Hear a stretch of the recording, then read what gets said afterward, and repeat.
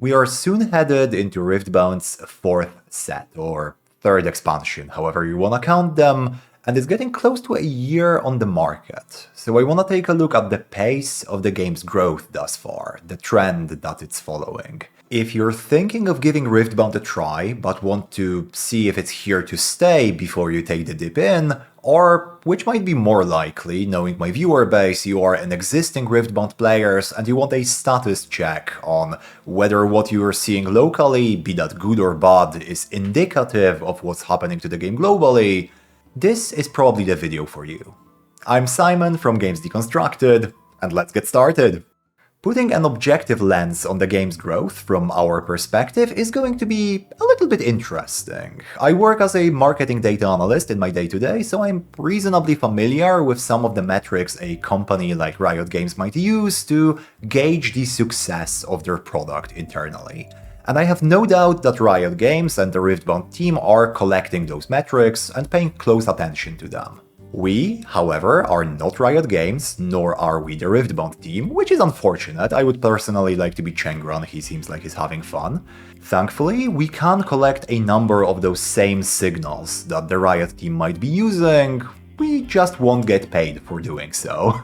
Starting with the first and arguably most important of these signals, event participation. And thankfully, we can access data about this quite handily with the help of a website called riftpulse.net, and the hard work of the team behind it. What they do, in essence, is measure the number of event listings on the UVS locator page, which Riftbound uses to run official sanctioned events, and the number of participants at each of those events. It then aggregates these over time across a number of categories to present us with a nice summary of the ebbs and flows of the game's lifecycle.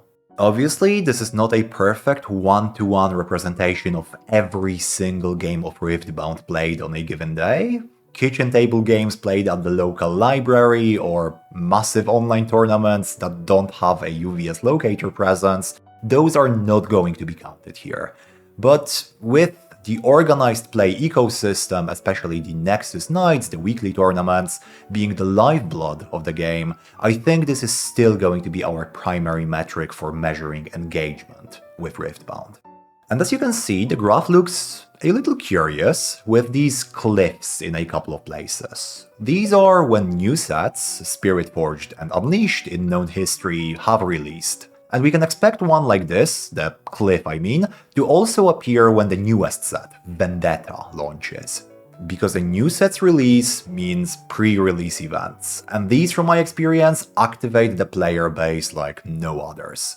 Occasional or lapsed players may come back to check out the new hotness and enjoy the genuinely fun format that's different from standard, doesn't require them to buy staples, and is only available in these periods, so there is a bit of a FOMO incentive, a fear of missing out incentive to it. Even regular once-per-week players may sign up for multiples of these events. I know a good number of players in my locals who do, effectively doubling or tripling their weekly participation for the time of those pre-releases. And here it's worth noting that the participation in Unleashed pre-releases overall was 30% higher than the preceding Spiritforged set, showing that the cohort of players that the game could attract to these events grew since the second set. Comparing either Spiritforged or Unleashed to Origins here is going to be kind of apples to oranges, because Origins release events were the very introduction of the card game to the player base. And the smaller scale was to be expected as a result. We will have to be on the lookout if Vendetta pre-releases outdo Unleashed yet again. These pre-release events are followed by a couple of weeks of increased Nexus Night, the weekly tournament series participation. This is kind of the Wild West period in the new meta, where players are very actively testing the new cards, trying to figure out what shape the metagame will take, and where their prospective decks may live within it. For a lot of players, this is the most fun part of the set's life cycle, so this is where they are most active, playing regularly, maybe every week, maybe even a couple times a week. And in the later stages of the set, they may take breaks or drop off for stretches of time after they've figured out what sort of meta deck might warcrime them at every Nexus night. Which, by the way, is very much not a dig against stale metagames. I think Unleashed's metagame has been anything but it's just normal mid-set fatigue that happens in every card game. For Unleashed, that peak honeymoon period gathered about 10-11% more players than the same for Spiritforged. And once the drop-off to mid-set numbers happened, Unleashed would get slightly higher Nexus Night participation, culminating in about a 5% higher total player counts as of the day I'm making this, which hasn't been the full Unleashed yet.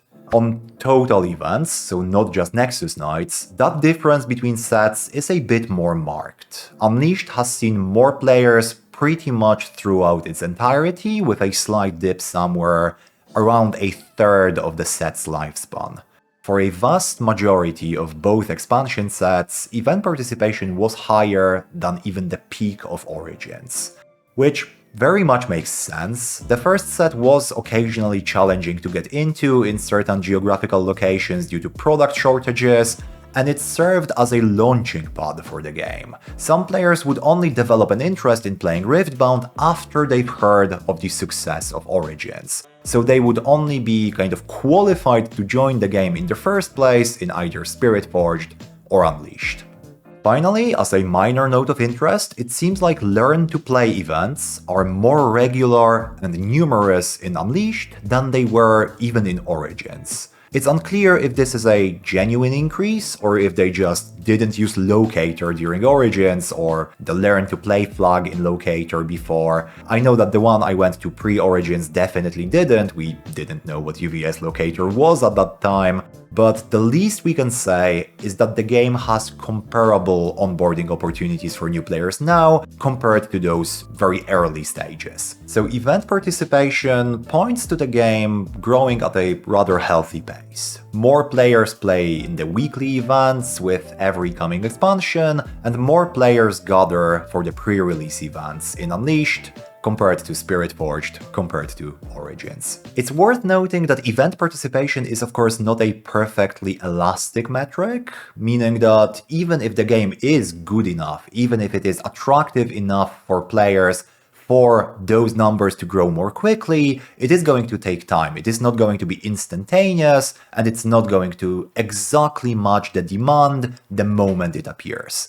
Let's use a singular LGS local game store as a relatable example here. Let's say I'm running a weekly Nexus night at my LGS. I don't have an LGS, but just for the sake of the example, let's say I'm running a 16-player weekly at my LGS.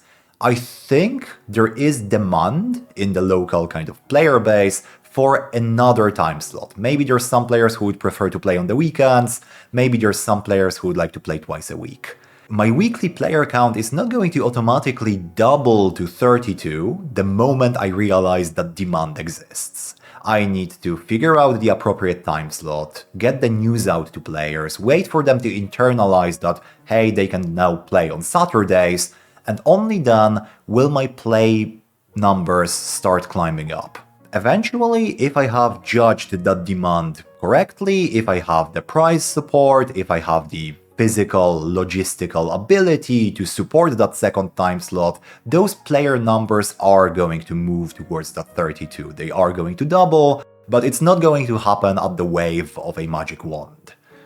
To take another stab at measuring the game's growth, we can look at support from the publisher. If there's more money and more effort being pumped into the game, and we assume those efforts to be at least somewhat effective, that is going to cause the player base and engagement with the product to grow. Thus, by taking a look at whether Riot Games is scaling their involvement with Riftbound up or down, we can take a stab at guessing what sort of trend the player base, the engagement, will follow. And looking at Riot Games' involvement in Riftbound's future, they seem to be going full steam ahead here. During Unleashed, they released the game in 6 new markets in Southeast Asia, which not only increases the global player base by allowing players in these countries to buy the cards and join in organized play more easily, but it also sets the stage for potential competitive opportunities like additional regional qualifiers or Showdown Series tournaments there further down the line. And adoption in these countries suggests that the game was enthusiastically welcomed. Singapore has already made its way into the top 10 countries with the biggest daily active player bases, according to Riftpulse stats, and Malaysia, Thailand, and the Philippines are very close behind. If you're a Riftbound player from one of these countries, let us know what the reaction has been like to the release. And if you're not a Riftbound player from one of these countries, you can still support the channel by subscribing, which is a great help, and I appreciate that very, very much. Back to the video. The French language printings of Origins have also released in late May, with Spiritforged and Unleashed to follow in late July. This is firstly a commitment to help build those local francophone communities by making the onboarding process a little bit easier through removing the language barrier. It also shows that Riot has the resources necessary for these additional print runs, which combined with allocation no longer being a major issue in Unleashed or even arguably Spiritforged, helps put to rest the doubts about whether product shortages are to be expected. I genuinely believe that they are not. On the organized play side, a major piece of news is the introduction of the so-called Showdown series, a new cycle of tournaments somewhere in between the local skirmishes and the massive RQs in terms of size.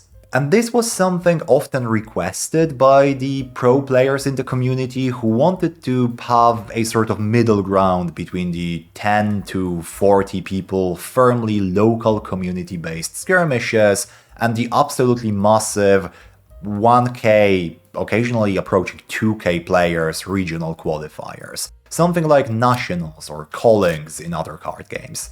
And Showdown series seems to answer these needs reasonably well, adding the attractive additional pricing to tournaments from already established third-party organizers. And these prizes, regional championship invites for the winners, RQ passes for top competitors, special participation promos, and plated legend cards are very attractive for the participants, and probably don't carry a huge cost for Riot, allowing for easy scaling of the Showdown series model.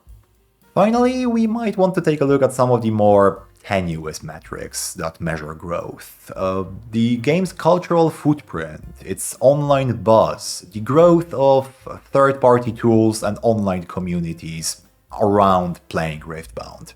Relying on those metrics carries with it a very specific risk. We might find it difficult to tell apart whether a growth of a community or a tool has to do with Riftbound as a whole growing, or the adoption of that specific tool within the existing Riftbound community. To give an example, if Riftbound Twitter grows in followers massively, it might be because there's more Riftbound players and they join the Twitter, but it might equally as likely be because more existing Riftbound players are joining Twitter, or they have realized that there's a Twitter account to follow in response to a viral post from the account. If more players are using Piltover Archive, it might be due to more players overall, or it might be due to Piltover Archive becoming more popular among the existing players. You get me. And what I want to take a look at here is that last one, data from Piltover Archive.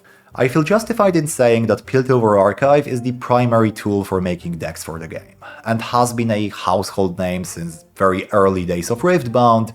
As such, I think that looking at how many users create decks on their weekly, how many of those decks get created, is going to be a good indicator of active engagement with the game, as opposed to window shopping, which might impact something like Twitch or Google Trends metrics. Those are not without merit, obviously, but I think this one is both more specific and more interesting. And the team over at Piltover Archive were kind enough to let me peek behind the curtain for a moment and see some of their usage stats. And this first graph over here shows how many users created at least one deck in a given week, while the second is how many decks in total got created in that same week. Now, comparing these to our event participation graphs, we see some commonalities and some differences. The midpoints of the two sets that are included here, Spiritforged and Unleashed, follow the overall trend of Unleashed having more players present. The early days of Unleashed peak at about 34% more players building decks on the site than during the same period in Spiritforged. But there's weeks like this one over here, starting on the 27th of March, the week of Riftbound's first banned card announcement. And this had a significantly greater impact on Piltover archive usage than it did on player numbers. Which makes sense, I feel. It is going to be immediately necessary for those Irelia and Draven players to remake their decks days after the announcement was made, while any impact it might have on player numbers, player counts, is going to be more gradual, if it ever crystallizes in the first place. Overall, for secondary measures like this, I would very rarely expect them to map one-to-one onto our primary ones, and that is very much the case here. It follows the same overall trend of there being more Piltover archive usage the closer we get to modern times, in line with there being more player engagement with the game, but it's not exactly a linear progression week over week, and it's not exactly one-to-one comparing one to the other. Overall, it seems to me like, looked at through the lens of event participation, Riftbound is growing at a very healthy rate, set over set, and I will be on the lookout to see whether Vendetta pre-release season, for example, confirms that hypothesis. Let me know what you think about the topic. I've been Simon from Games Deconstructed, thanks a lot for watching, and a special thank you to the Patreon supporters over at patreon.com/gamesdeconstructed, especially Zofia Cywoniuk, Asia Fodalewska, and good luck. Thanks a lot for watching, and I hope to see you in the next one.